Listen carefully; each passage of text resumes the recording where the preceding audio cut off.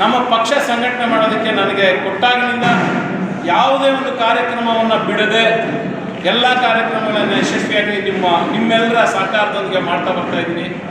ನಿಮ್ಮೆಲ್ಲರ ಸಹಕಾರದೊಂದಿಗೆ ಶ್ರೀನಿವಾಸಪುರ ತಾಲೂಕಿನಲ್ಲಿ ಹೆಚ್ಚಿನ ಒಂದು ಸಂಘಟನೆಯನ್ನು ಮಾಡೋಣ ಅಂತ ಪಣ ತೊಡ್ತಾ ಇದ್ದೀನಿ. ಅದೇ ರೀತಿಯಾಗಿ ನೀವೆಲ್ಲರೂ ನನ್ನ ಜೊತೆ ಅಂತಲ್ಲ, ನಮ್ಮ ಪಕ್ಷದ ಜೊತೆ ಗುರುತಿಸ್ಕೊಂಡಾಗ ಈ ರೀತಿ ಯಾವ ರೀತಿಯಾಗಿ ದಿನ ಬಂದಿದ್ದೀರೋ ಎಲ್ಲರೂ ನಾವು ಸ್ಪಂದಿಸೋಣ, ಒಬ್ರಿಗೊಬ್ರು ಸ್ಪಂದಿಸ್ಕೊಂಡು ಪಕ್ಷವನ್ನು ಕಟ್ಟೋಣ. ನಮ್ಗೆ ಒಳ್ಳೆ ಮಾರ್ಗದರ್ಶಕರು ಜಿಲ್ಲಾಧ್ಯಕ್ಷರು ಸಿಕ್ಕಿದ್ದಾರೆ. ಅದೇ ರೀತಿಯಾಗಿ ಇಡೀ ನಮ್ಮ ಜಿಲ್ಲೆಯ ಎಲ್ಲ ಮುಖಂಡರುಗಳು ನಮ್ಮ ಜೊತೆ ನಿಂತಿದ್ದಾರೆ, ರಾಜ್ಯದ ಮುಖಂಡರುಗಳು ನಮ್ಮ ಜೊತೆ ನಿಂತಿದ್ದಾರೆ.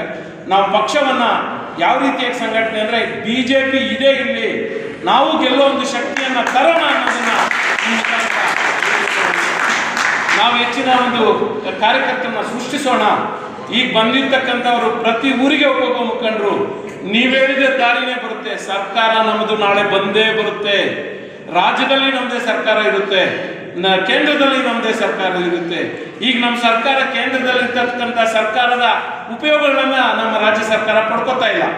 ಯಾಕೆ ಅಂದರೆ ಅವ್ರಿಗೆ ಹೆಸರು ಬರುತ್ತೆ ಅನ್ನೋ ಒಂದು ಕಾರಣದಿಂದ ಅದನ್ನು ನಾವು ತಲೆದೂಗಿಸ್ಕೊಂಡು ನೆಕ್ಸ್ಟ್ ನಮ್ಮದೇ ಅಧಿಕಾರ ಕೇಂದ್ರದಲ್ಲಿ ರಾಜ್ಯದಲ್ಲಿ ಎರಡರಲ್ಲಿ ಅದು ಪಕ್ಷ ಅಧಿಕಾರಕ್ಕೆ ಬರುತ್ತೆ. ನೀವೆಲ್ಲರೂ ಅಧಿಕಾರ ಸ್ಥಾನದಲ್ಲಿ ಇರ್ತೀರಿ, ನಿಮ್ಗೆಲ್ರಿಗೂ ಅಧಿಕಾರ ಸಿಗುತ್ತೆ. ನಮ್ಮನ್ನು ಯಾರೇ ಒಬ್ರು ಯಾರು ಇವನು ಕೇವಲ ಇವನು ಯಾರು ಬಿಡು, ಊರಿನಲ್ಲಿ ಒಬ್ಬ ಯಾರೋ ಬಿಡಪ್ಪ ಇವನು ಬೀರಪ್ಪ ಇವನೇನು ಮಾಡ್ತಾನೆ ಅಂತ ತಿಳ್ಕೊಬೇಡ್ರಿ. ನಿಮ್ಮೆಲ್ಲರ ಜೊತೆಗೆ ನಾವೆಲ್ಲರೂ ಇದ್ದೀವಿ. ಇದನ್ನು ನಾವು ಒಂದ್ಗೂಡಿಸ್ಕೊಳ್ಳೋಣ. ಈ ದಿನ ನಮ್ಮ BLA ಇವುಗಳಿಗೆ ಜವಾಬ್ದಾರಿ ಜಾಸ್ತಿ ಇದೆ. ಮುಖಂಡರುಗಳು ಹೆಚ್ಚಿನ ವಿಷಯಗಳನ್ನು ಮನದಟ್ಟು ಮಾಡೋದಕ್ಕೆ ಬಂದಿದ್ದಾರೆ.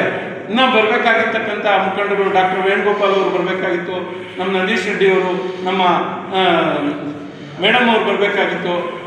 ಅವರೆಲ್ಲ ಕಾರಣಾಂತರಗಳಿಂದ ಬರೋಕ್ಕಾಗಿಲ್ಲ. ಅದರ ಜವಾಬ್ದಾರಿ ಎಲ್ಲ ನಮ್ಮ ವಂಶಕ್ತಿ ಚಲಪತರಣ ಅವರು ವಹಿಸ್ಕೊಂಡಿದ್ದಾರೆ. ಅವರು ನಮ್ಗೆ ಹೆಚ್ಚಿನ ವಿಷಯಗಳನ್ನು ತಿಳಿಸ್ಕೊಡ್ತಾರೆ. ನಾವು ಪಕ್ಷವನ್ನು ಸಂಘಟನೆ ಹೆಜ್ಜೆಗೂ ಮಾಡೋಣ ಅಂತ ಹೇಳ್ಕೊಂತ, ಮತ್ತು ಯಾವುದೇ ಒಂದು ಸಮಯದಲ್ಲಿ ಏನೇ ಕಷ್ಟ ಬಂದರೂ ನಾನು ನಿಮ್ಮ ಜೊತೆ ನಿಲ್ತೀನಿ. ಪಕ್ಷದ ವಿಷಯವಾಗಿ ಯಾವುದೇ ಸಮಯದಲ್ಲಿ ನಾನು ಒಂದು ಪಕ್ಷದಲ್ಲಿ ಗುರುತಿಸ್ಕೊಂಡು ಒಳ್ಳೆ ಕೆಲಸಗಳನ್ನು ಮಾಡಿದ್ದೀನಿ. ಅದನ್ನು ನಾವು ಉಪಯೋಗ ಪಡ್ಕೊಂಡು ಈಗ ನಮ್ಮ BJP ಪಕ್ಷವನ್ನು ಶ್ರೀನಿವಾಸಪುರ ತಾಲೂಕಿನಲ್ಲಿ BJP MLA ಮಾಡ್ಕೊಳ್ಳೋಣ ಅಂತ ಘಂಟಾಘೋಷವಾಗಿ ಹೇಳ್ತಾ, ನಾವು ನಾಳೆ ನಮ್ಮ ಪಕ್ಷದ ಅಧಿಕಾರ ಬರುತ್ತೆ ಅಂತ ಹೇಳ್ತಾ, ನನಗೆ ಈ ಪ್ರಾಸ್ತಾವಿಕ ವಿಷಯಗಳನ್ನೆಲ್ಲ ಪೂರ್ತಿ ವಿಷಯಗಳನ್ನು ಯಾವ ರೀತಿಯಾಗಿ BLOಗಳಿಗೆ ಜವಾಬ್ದಾರಿ ಇರುತ್ತೆ, BLA 1 ಅಂದರೆ ಏನು, ಯಾವ ರೀತಿಯಾಗಿ ತಹಸೀಲ್ದಾರ್ಗೆ, ಯಾವ ರೀತಿಯಾಗಿ ROಗಳಿಗೆ ಎಲ್ರಿಗೂ ನಿಮ್ಮದೇ ಜವಾಬ್ದಾರಿ ಇರ್ತದೆ, ನಿಮ್ಮದೇ ಮುಖಂಡತ್ವ ಇರ್ತದೆ. ಅದನ್ನು ತಿಳಿಸ್ಕೊಡ್ತಾರೆ ಈ ದಿನ ಎಲ್ಲ ಮುಖಂಡರುಗಳು ಅಂತ ಹೇಳ್ತಾ, ನನಗೆ 4 ಮಾತನ್ನು ಅವಕಾಶ ಕೊಟ್ಟ ನಿಮ್ಮೆಲ್ಲರಿಗೂ ಅನಿಸ್ತಾ ನನ್ನ ಮಾತು ಅತಿ ಹೆಚ್ಚಿನ ಸಂಖ್ಯೆಯಲ್ಲಿ ಬಹಳ ಜವಾಬ್ದಾರಿಯುತ ಕಾರ್ಯಕರ್ತರು ಸೇರಿದ್ದೀರಿ. BJPಯ ಬಾವುಟವನ್ನು ಈ ತಾಲೂಕಿನಲ್ಲಿ ಆರಿಸಬೇಕು ಅಂತೇಳಿ ಪ್ರಾಮಾಣಿಕವಾಗಿ ಪ್ರಯತ್ನ ಮಾಡ್ತಾರೆ. ಎಲ್ಲರಿಗೂ ನನ್ನ ಪರವಾಗಿ, ವೈಯಕ್ತಿಕವಾಗಿ ಮತ್ತು ವೇದಿಕೆ ಪರವಾಗಿ ವಿಶೇಷವಾದ ಅಭಿನಂದನೆ ಸಲ್ಲಿಸ್ತಾ ಇದ್ದೀನಿ. BJP ಮೀಟಿಂಗ್ ಅಂತ ಈಗ ಶಿಸ್ತುಬದ್ಧವಾಗಿ, ಕೇಸರಿಮಯವಾಗಿ, ಅದರಲ್ಲೂ ವಿಶೇಷವಾಗಿ ಏನೂ ಫಲಾಪೇಕ್ಷೆಯನ್ನ ಹೊಂದದೆ, ದಯವಿಟ್ಟು ಯಾರು ಫೋನ್ ಮಾಡ್ಬೋದು, ದಯವಿಟ್ಟು ಏನು ಫಲಾಪೇಕ್ಷೆಯನ್ನ ಆಸೆ ಪಡದೆ ದೇಶ ಕಟ್ಟಬೇಕು ಅನ್ನೋ ಭಾವನೆ ಈ ದೇಶದಲ್ಲಿ ಯಾರನ್ನಾದ್ರೂ ಇದ್ರೆ ಅದು ಭಾರತೀಯ ಜನತಾ ಪಾರ್ಟಿಯ ಕಾರ್ಯಕರ್ತರು ಮಾತ್ರ. ಹಾಗಾಗಿ ನಿಮ್ಮಂತ ನಮ್ಮಂತ ಕಾರ್ಯಕರ್ತರಿಂದ 1985 ಪ್ರಾರಂಭವಾದ BJP 2 MPಗಳು ಶುರುವಾಗಿ 303 MPಗಳ ತನಕ ಬಂದಿದ್ದು ಯಾರಿಂದ ಅಂದರೆ ನಿಮ್ಮಂತ ದೇವದುರ್ಲಭ ಕಾರ್ಯಕರ್ತರಿಂದ ಅನ್ನೋದನ್ನ ವಾಜಪೇಯಿ ಆದಿಯಾಗಿ ಎಲ್ಲರೂ ಹೇಳಿದ್ದಾರೆ. ಇವತ್ತು ಅದನ್ನು ರಿಪೀಟ್ ಮಾಡ್ತಾ ಇದ್ದಾರೆ ನಾವೆಲ್ಲ ಸೇರಿ.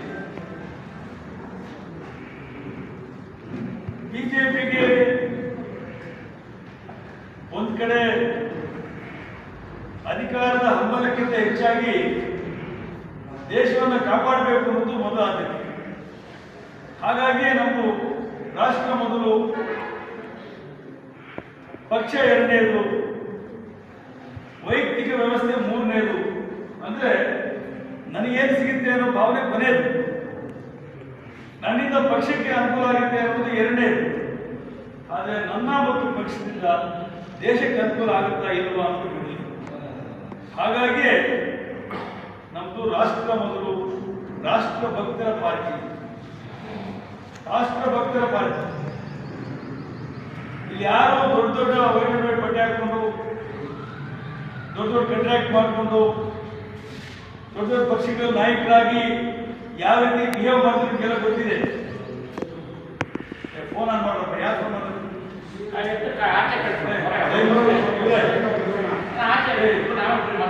ದಯವಿಟ್ಟಪ್ಪ ಒಬ್ಬರಿಂದ ಫೋನ್ ದಯವಿಟ್ಟು ಆಫ್ ಮಾಡು. ಏನಾಗಲ್ಲ, ಪ್ರಪಂಚ ನಿಂತೋಗಲ್ಲ. ಫೋನ್ ಆಗ್ತಾ ಎತ್ಕೊಳ್ತಾ ಇದೆ. ಬೇರೆ ಪಾರ್ಟಿ ನೋಡ್ತೀನಿ ಕಾಯ್ದು ಅವ್ರು ಮೀಟಿಂಗೇ ಮಾಡಲ್ಲ. ಅವ್ರು ಮೀಟಿಂಗ್ ಮಾಡಿ ಒಂದೇ ದಿನ ಎಲೆಕ್ಷನ್ ಮುಂಚಿನ ದಿನ ಶುರು ಮಾಡ್ತಾರೆ. ಒಂದು ವಾರ 10 days ಬೆದರ್ ಬಟ್ಟೆ ಹಾಕೊಂಡು ಬರ್ತಾರೆ, ತಿರುಗಾಡ್ತಾರೆ, ನಾವು ಬಂದು ಹೊರಟೋಗ್ತಾರೆ. ಇವತ್ತು ನಾನು ನಿಮ್ಮನ್ನು ಕೇಳ್ತೀನಿ, ಶ್ರೀನಿವಾಸಪುರ ತಾಲೂಕಲ್ಲಿ ಕಾಂಗ್ರೆಸ್ ಅಧ್ಯಕ್ಷ ಯಾರು? ಎಷ್ಟು ಜನ ಗೊತ್ತಿದೆ ನಿಮಗೆ? ಗೊತ್ತಿಲ್ಲ. ಜೆಡಿಎಸ್ ಅಧ್ಯಕ್ಷ ಯಾರು? ಎಷ್ಟು ಜನ ಗೊತ್ತಿದೆ? ಗೊತ್ತಿಲ್ಲ. ಆದ್ರೆ ಬಿಜೆಪಿ ಅಧ್ಯಕ್ಷ ಯಾರು? ಯಾರು? ಯಾರು? ಅದೇ ರೀತಿ ಕೋಲಾರ ಬಿಜೆಪಿ ಅಧ್ಯಕ್ಷ ಯಾರು? ಇದು ನಮ್ಮ ಪಾರ್ಟಿ. ನಮ್ಮ ಪಾರ್ಟಿಗೆ ಒಂದು ವ್ಯವಸ್ಥೆ ಇದೆ, ಒಂದು ಘನತೆ ಇದೆ, ಒಂದು ಗೌರವ ಇದೆ, ಒಂದು ರೀತಿ ರಿವಾಜುಗಳಿದೆ. ಪಾರ್ಟಿಯಲ್ಲಿ ಮೀಟಿಂಗ್ ಅಂತ ಏನು, ಪಾರ್ಟಿಯಲ್ಲಿ ವ್ಯವಸ್ಥೆ ಏನು ಅನ್ನೋದಕ್ಕೆ ಬಹಳ ಆದರ್ಶ ಪ್ರಾಯವಾದ ಪಾರ್ಟಿ ಇದ್ರೆ ಬಿಜೆಪಿ ಮಾತ್ರ ಈ ಪ್ರಪಂಚದಲ್ಲಿ, ದೇಶದಲ್ಲಿ. ಇವಾಗ ಆ ಒಂದು ವ್ಯವಸ್ಥೆ ಶ್ರೀನಿವಾಸಪುರಕ್ಕೆ ಹತ್ತಿರ ಬರ್ತಾ ಇದೆ. ನನಗೆ ಈ ಕಾರ್ಯಕ್ರಮ ನೋಡಿದಾಗ ಅನಿಸ್ತಾ ಇದೆ, ಸ್ವಲ್ಪ ಟೇಕ್ ಆಫ್ ಆಗ್ತಾ ಇದೆ. ಇನ್ನು ಬರುವರಿದ್ದಾರೆ, ಬೇರೆ ಕಾರಣಕ್ಕೆ ದೂರ ಇರ್ಬೋದು, ಕರ್ಸೋಣ. ನಿಮ್ಮನ್ನು ನೋಡಿ, ಈ ಕೇಸಿಗೆ ನೋಡಿ ಓಟ್ ಹಾಕುವ ಜನ ಈ ಶ್ರೀನಿವಾಸಪುರ ತಾಲೂಕಲ್ಲಿ 50% ಇದ್ದಾರೆ. ಎಷ್ಟಂದ್ರೆ ಅದು ನಮ್ಮ ಸಮಸ್ಯೆ ಏನು ಅಂದ್ರೆ, ಈ ನಮ್ಮ ಈ ಕೋಲಾರ ಜಿಲ್ಲೆ, ಚಿಕ್ಕಬಳ್ಳಾಪುರ ಜಿಲ್ಲೆಯಲ್ಲಿ ಈ ಬೆಕ್ಕಿ ಗಂಟೆ ಕಟ್ಟೋರು ಯಾರು? ಬಾಗಿಲು ತೆಗೆದು ನೋಡ್ತಾ ಇರ್ತಾರೆ, ಯಾರು ಗಂಟೆಗೆ ಬಂದವರೆಲ್ಲ ಒಬ್ಬರಲ್ಲಿ. ಗಟ್ಟಿಯಾಗಿ ಬಂದ್ರೆ ಓಟ್ ಹಾಕೋಣ ಅನ್ನೋ ಭಾವನೆ ಎಲ್ರಿಗೂ ಇದೆ. ಆದ್ರೆ ಗಟ್ಟಿಯಾಗಿ ಬರುವ ನಾಯಕರ ಶಕ್ತಿ ಹೌದಲ್ವಾ? ಊರಿಗೆ ಹೋಗ್ತೀರಿ, 35 ವರ್ಷಕ್ಕಿಂತ ಒಳಗಿನ, 40 ವರ್ಷಕ್ಕಿಂತ ಒಳಗಿನ ಯುವಕರೆಲ್ಲರೂ ಸೇರಿ ಯಾರು ಇಷ್ಟಪಡ್ತಾರೆ? ಮೋದಿ. 40 ವರ್ಷ ಆದವಕ್ಕಿಂತ ಕಿರಿಯರು ಅವರೇ ಯೋಚನೆ ಮಾಡ್ತಾ ಇದ್ದಾರೆ, ಏನಪ್ಪ ಈ ತಾಲೂಕಲ್ಲಿ ಇವ್ರು ಬಿಟ್ರೆ ಅವ್ರು ಬಿಟ್ರೆ ಇವ್ರಿಗೆ ಯಾರು ಗತಿ ಇಲ್ವಾ ಅಂತ ಯೋಚನೆ ಮಾಡ್ತಾ ಇಲ್ವಾ?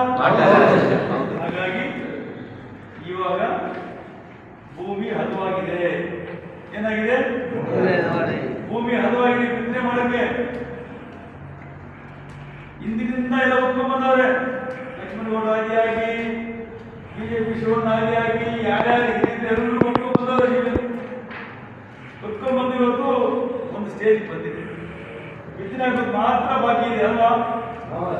ಹೌದಾ? ಬಿತ್ತನೆ ಹಾಕ್ಬೇಕೆ ಬೇಡವಾ? ಜೋರಾಗಿ ಹೇಳಿದ್ರು ಹಾಕ್ಬೇಕು ಅಂದ್ರೆ ಈ BLA-2 ಕಾರ್ಯಾಗಾರ ಇದೆಯಲ್ಲ, ಇದನ್ನು ನೀವು ಸೀರಿಯಸ್ ಆಗಿ, ಬಹಳ ಸೀರಿಯಸ್ ಆಗಿ ತಗೋಬೇಕು. ವಾಸವರು ಇದಕ್ಕೆ ಪ್ರಸ್ತಾವ ಭಾಷಣ ಮಾಡಿದ್ರು, ಆದ್ರೆ ನನ್ನಷ್ಟು ಗಟ್ಟಿಯಾಗಿ ಹೇಳಕ್ಕಾಗಲ್ಲ ಅವ್ರ ಕೈಯಲ್ಲಿ. ಯಾಕಂದ್ರೆ ನಾನು ನಿಮ್ಮವನು, ನಿಮ್ಗೆ ನಮ್ಮ ಸಂಬಂಧ ಇದೆ. ಒಂದೇ ಅವರು ವಿಚಾರ ನಮಗೆಲ್ಲ ಈ ತಾಲೂಕಿನ ಎಲ್ಲ ವಿಚಾರ ಗೊತ್ತಿದೆ. ವಾಸ ಬ್ರಾಹ್ಮಣ ಆದ್ರೂ ವಾಸ ಗೌರವಸ್ಥರು, ನನಗೆ ಅವರ ಬಗ್ಗೆ ಗೌರವ ಇದೆ. ಬುದ್ಧಿವಂತರಿದ್ದಾರೆ, ಎಲ್ಲ ವಿಚಾರ ಹೇಳಿದ್ದಾರೆ. ಆದ್ರೆ ಎಷ್ಟು ವಿಚಾರ ಅರ್ಥ ಮಾಡಿಕೊಂಡ್ರು ಗೊತ್ತಾಗಿಲ್ಲ. ದೇಶ ಮೊದಲು ಒಂದೇ ವಿಚಾರ ಹೇಗಿದೆ, 4 ವಿಚಾರ ಆಗಿದೆ.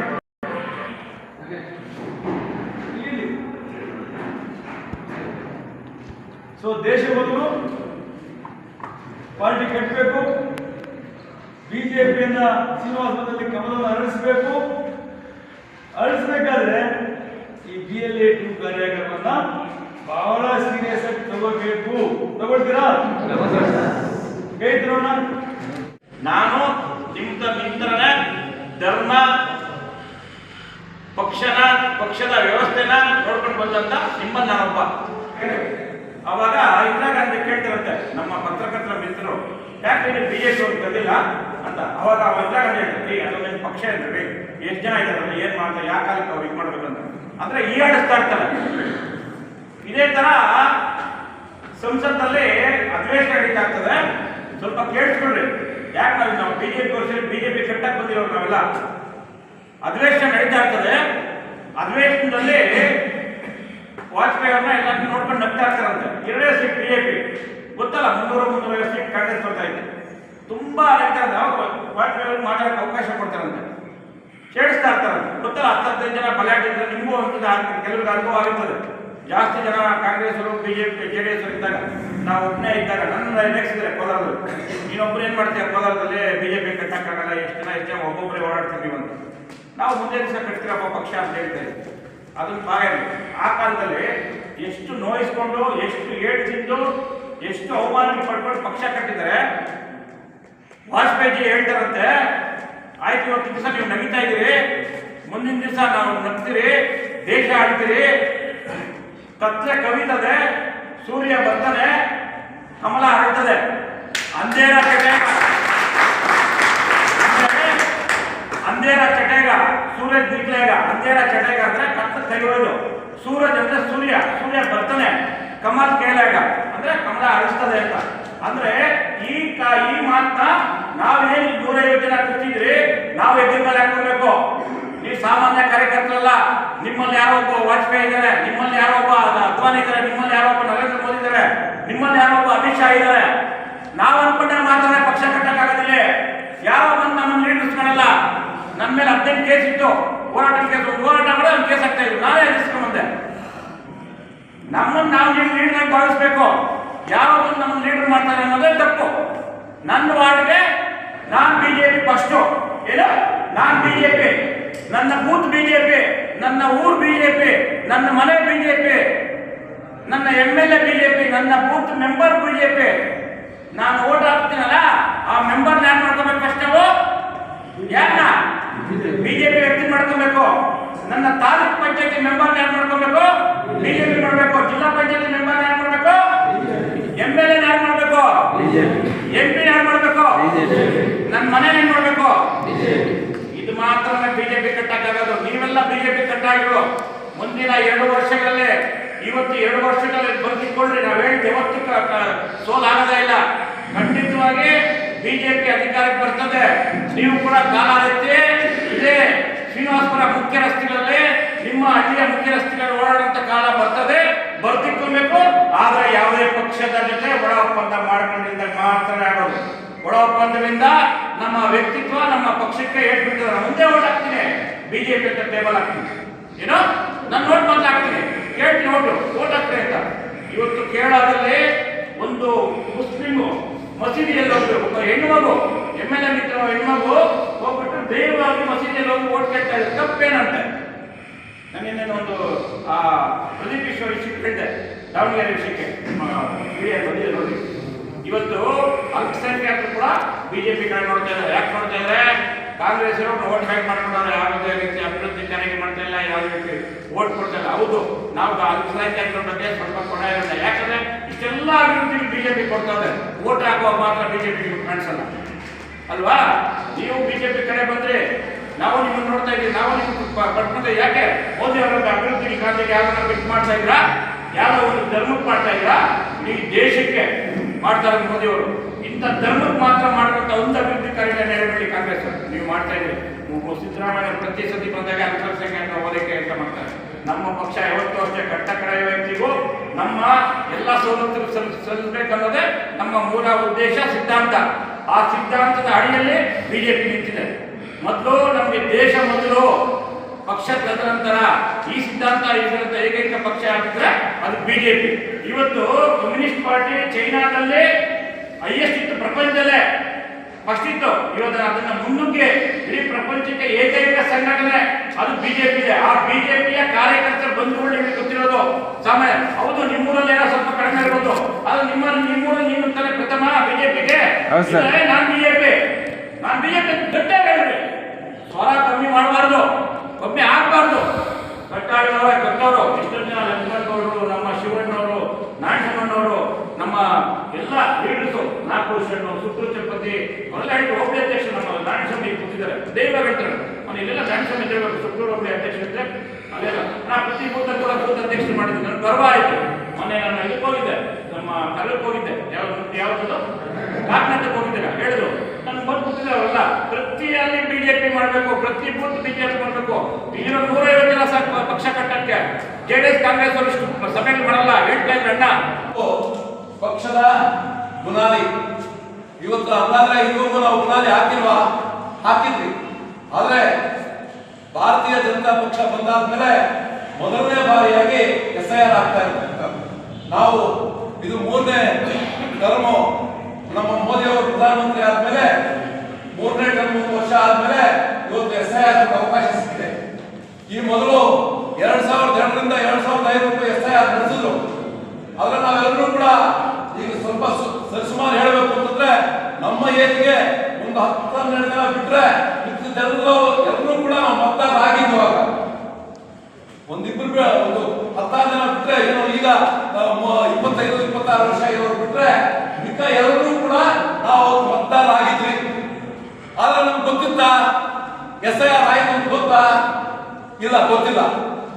ಮಕ್ಕಿ ಅದೇ ಬಿಟ್ಟು ತಗೊಂಡು ಅದನ್ನ ಸಬ್ಮಿಟ್ ಮಾಡಿ ಎಲ್ಲ ವೋಟರ್ಸ್ ಇದ್ದಾರೆ ಅಂತ. ಸತ್ತವರು ಇದ್ದಾರೆ, ಬೇರೆ ದೇಶದಿಂದ ಬಂದವರು ಇದ್ದಾರೆ, ಏನ್ ಬೇಕೋ ಅವ್ರಿಗೆ ಏನ್ ಬೇಕೋ ಹಂಗಿದೆ. ಆ ರೀತಿಯಲ್ಲಿ ಇತ್ತು.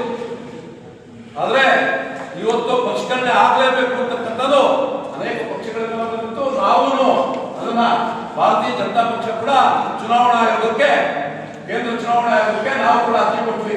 ಪರಿಷ್ಕರಣೆ ಆಗಿ ಬಹಳ ದಿವಸ ಆಗಿದೆ, ಬಹಳಷ್ಟು ಮತದಾರರು ಪರಿಷ್ಕರಣೆ ಆಗಬೇಕು, ಇದರಲ್ಲಿ ಫೋರ್ಜರಿ ಇದೆ ಅಂತಕ್ಕಂಥ ಮಾತನ್ನು ಕೊಟ್ವಿ. ಅದಕ್ಕೆ ಚುನಾವಣಾ ಆಯೋಗ ಈಗಾಗಲೇ 13 ರಾಜ್ಯಗಳಲ್ಲಿ SIR ಮುಗಿಸಿದೆ. ಇನ್ನ 21 ರಾಜ್ಯಗಳು ಈಗ ಅನೌನ್ಸ್ ಆಗಬೇಕು. 2-3 ದಿವಸದಲ್ಲಿ ಅನೌನ್ಸ್ ಆಗ್ತದೆ. 3ನೇ ತಾರೀಕು ಆಗ್ಬೋದು ಅಥವಾ 5ನೇ ತಾರೀಕು ಆಗ್ಬೋದು. ಅಧಿಕೃತವಾಗಿ ನಮ್ಮ ಕರ್ನಾಟಕದಲ್ಲೂ ಅವಾಗ ಆಗ್ತದೆ. ನಮ್ಮ ಪಾತ್ರ ಏನು? ಇಷ್ಟೊತ್ತು ಕೂಡ ನಾವೆಲ್ಲ ಕೂಡ ಪಕ್ಷವನ್ನು ಕಟ್ಟಿದ್ದೀವಿ, ನಾನು ಕೂಡ ಸಮಯ ಕೊಟ್ಟಿದ್ದೀನಿ, ನೀವು ಕೊಟ್ಟಿದ್ದೀರಾ, ಬೇಕಾದಷ್ಟು ನಾವು ಕೆಲಸ ಮಾಡ್ತಾ ಇದ್ದೀವಿ ಬಿಜೆಪಿ. ಆದ್ರೆ ಇವತ್ತು ಪಕ್ಷದ ಅಡಿಪಾಯ ಹಾಕಬೇಕು ಒಂದು ಅವಕಾಶ ಸಿಕ್ಕಿದೆ. ನಾವು ಇವತ್ತೇನಾದ್ರೂ BLA 2 ಯಾರಿದ್ದೀರಿ ನಾವೆಲ್ಲ ಕೂಡ ಮನಸ್ಸು ಮಾಡಿದ್ರೆ ನಮ್ಮ ಬೂತಲ್ಲಿ ಇರ್ತಕ್ಕಂಥ ಎಲ್ಲ ನಕಲಿ ಮತದಾರರನ್ನ ತೆಗೆಸ್ಬೋದು. ಅದೇ ರೀತಿಯಲ್ಲಿ ನಮ್ಮ ಮನೆಯಲ್ಲಿರ್ತಕ್ಕಂಥ 18 ವರ್ಷದ ಮೇಲ್ಪಟ್ಟವರೆಲ್ಲ ಕೂಡ ಸೇರ್ಸಕ್ಕೆ ಅವಕಾಶ ಇದೆ. ವಿಶೇಷವಾಗಿ ಹಂಗೆ ನಾವು ಅರ್ಜಿ ಕೊಟ್ಟರು ಕೂಡ BLO ತಗೊಳ್ತಾರೆ, ಇಲ್ಲ ಅಂತಲ್ಲ.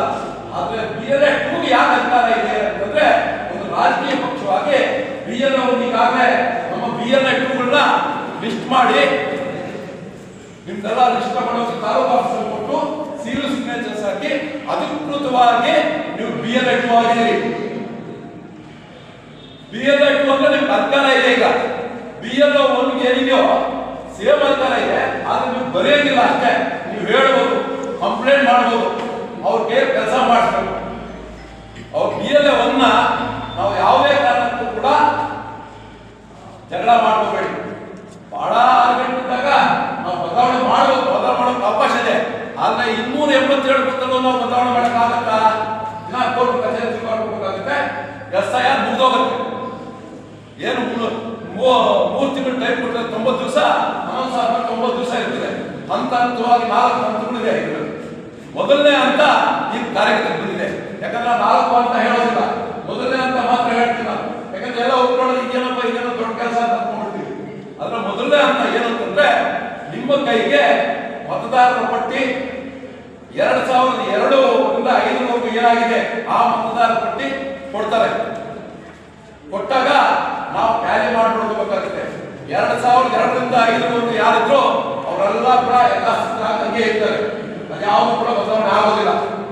ಅದಕ್ಕೆ ಅದೇ ಬದಲಾವಣೆ ಆಗೋದಿಲ್ಲ ಅಂತ ನಾವೇನು ವೋಟರ್ ಲಿಸ್ಟ್ ಅಲ್ಲಿ BLO ಕೊಡ್ಬೇಕಾಗಿಲ್ವಾ ಅಂತಂದ್ರೆ ಫಾರ್ಮ್ ಕೊಡಲೇಬೇಕು.